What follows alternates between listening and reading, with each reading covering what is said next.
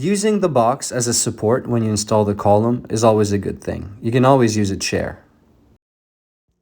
All the electric cables are color-coded, so it makes it easy to connect. When it comes to the pump tube, the rubber can be quite solid, so you might want to warm it up with a blow dryer or something. It's going to make it a lot easier to properly connect it to the manifold.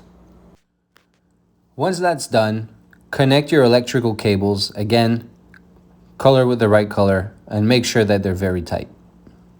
This is what your setup should look like. When installing the top of the column, make sure that all your wires are properly in the column, and that way you don't pinch any cables. The fit should be snug and the screw holes should be centered.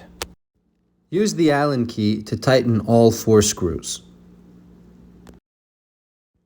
Now it's time to secure the electric cable at the bottom of the base.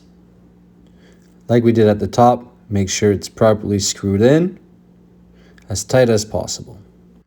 And then just grab the pump tube and place it in the hole.